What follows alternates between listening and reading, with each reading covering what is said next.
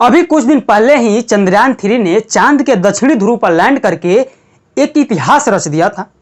हम सब इंडियन इसका जश्न मना ही रहे थे कि इसरो ने एक और ऐतिहासिक मिशन को लॉन्च कर दिया, आदित्य L1, जो कि सूर्य का स्टडी करेगा।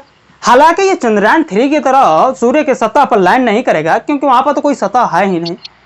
तो चलिए समझते हैं कि आदित्य L1 मिशन क्या है और इसरो को इस मिशन को क्यों लॉन्च करना पड़ा। 2, 1, 0 नमस्कार दोस्तों, मैं सत्य प्रकाश यादव, स्वागत है एक और नॉलेजफुल वीडियो में।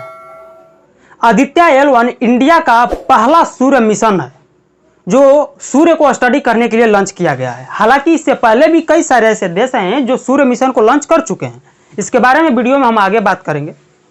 ये जो आदित्य L1 मिशन है, यह 15 लाख किलोमीटर की दूरी तय करके सूर्य की ओर जाएगा और यह जिस जगह पर जाएगा, यानी जहां से रुककर सूर्य का स्टडी करेगा, उस पॉइंट को L1 पॉइंट के नाम से जाना जाता है। L1 का मतलब हो जाएगा लैग्रेंज पॉइंट। देखिए, हमारे धरती से सूर्य के बीच की दूरी तकरीबन 15 करोड़ किलोमीटर है और धरती और सूर्य के बीच कई ऐसे सारे पॉइंट आते हैं, जगह आते हैं, जहां से सूर्य को बिना किसी ग्रहण या रुकावट के स्पष्ट तरीके से देखा जा सकता है, उसको स्टडी किया जा सकता है। उसी जगह को हम लोग L1 पॉइंट के नाम से जानते हैं, यानी लैग्रेंज पॉइंट, जहां हमारा मिशन आदित्य L1 जाएगा और वहां से रुककर सूर्य को स्टडी करेगा। देखिए, धरती और सूर्य के बीच में ऐसे 5 पॉइंट हैं जिसे हम लोग लैग्रेंज पॉइंट के नाम से जानेंगे, L1, L2, L3, L4 and L5। तो देखिए, यहां पर एक सवाल बनता है कि आखिर यह अंतरिक्ष यान इसी जगह पर क्यों रुकेगा। देखिए, इसके पीछे भी बहुत ही खास वजह है। वो इसलिए कि इस जगह को अंतरिक्ष का पार्किंग कहा जाता है। क्यों? क्योंकि यहाँ पर किसी भी अंतरिक्ष यान का गुरुत्वाकर्षण बल सेंट्रीपेटल फोर्स के बराबर हो जाता है, जिसके वजह से वह अंतरिक्ष यान लंबे समय तक रुककर अपने रिसर्च को कर सकता है। आसान भाषा में समझा जाए तो पृथ्वी का ग्रेविटी और सूर्य का ग्रेविटी का यहाँ पर कोई ज्यादा असर नहीं पड़ता है, जिसके वजह से कोई भी अंतरिक्ष यान कम ईंधन में ज्यादा देर तक रुककर अपने रिसर्च को कर सकता है। देखिए, इससे पहले नासा का जो सूर्य मिशन लॉन्च हुआ था, उसका अंतरिक्ष यान भी इसी जगह पर रुककर अपने रिसर्च को पूरा किया था। देखिए, जो हमारा आदित्य L1 अंतरिक्ष यान है, इसमें करीब 7 प्रकार के इंस्ट्रूमेंट लगे हुए हैं और ये सातों का अलग अलग काम है, जिसमें पहला है विजुअल एमिशन लाइन क्रोनोग्राफ, यानी VELC। VELC एक खास तरह का उपकरण है जो ऑब्जर्वेटरी का इंपॉर्टेंट पेलोड है और यह एक खास तरह का रिमोट सेंसिंग उपकरण है। इसको समझने के लिए खास तरह से एग्जांपल से समझते हैं। मान लीजिए किसी को बुखार है, तो डॉक्टर पहले पता लगाने के लिए क्या करेगा, नब्ज को चेक करेगा कि उसकी रफ्तार क्या है, उसके बाद तापमान को चेक करेगा, इसके बाद सॉल्यूशन दे देगा। ठीक VELC उसी तरह काम करता है। VELC का मुख्य काम है कोरोना की परत। यहाँ पर वो वाला कोरोना नहीं समझ लीजिएगा जो कि लॉकडाउन लगवा दिया था। यहाँ पर कोरोना का मतलब है सूर्य की बाहरी परतें। हाँ, तो यह कोरोना की स्टडी करेगा और यह VELC सूर्य की रोज तकरीबन 1000 बढ़िया वाली फोटो खींचेगा और इसरो को धरती पर भेजेगा। देखिए, इसके बाद आता है सोलर अल्ट्रावायलेट इमेजिंग टेलीस्कोप, यानी कि सूट। यह सूर्य की दूसरी ऊपरी परत सतह को रिसर्च करेगा, जिसे हम फोटोस्फेयर और क्रोमोस्फेयर के नाम से जानते हैं। देखिए, हालांकि सूर्य पर ऐसा कोई सतह नहीं है, क्योंकि सतह तो हम उसे कहते हैं जहां पर कोई भी चीज आसानी से लैंड कर सके, और सूर्य पर तो ऐसा कुछ है नहीं, क्योंकि वहां पर गैस का भंडार है और आग के गोले हैं। तो इसे हम सिर्फ समझने के लिए सतह शब्द का उपयोग कर रहे हैं।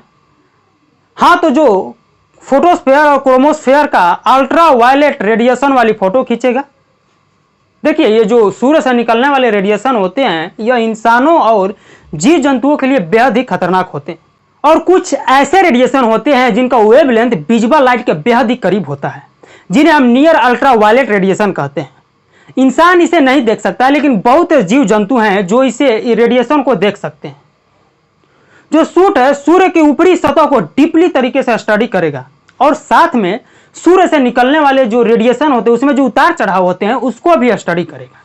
इसके बाद आता है सोलेक्स और HEL1OS। यह दोनों रिमोट सेंसिंग उपकरण है। इन दोनों का काम रहेगा कि सूर्य की सतह से निकलने वाली एक्सरे प्लेयर्स की फोटो लेना।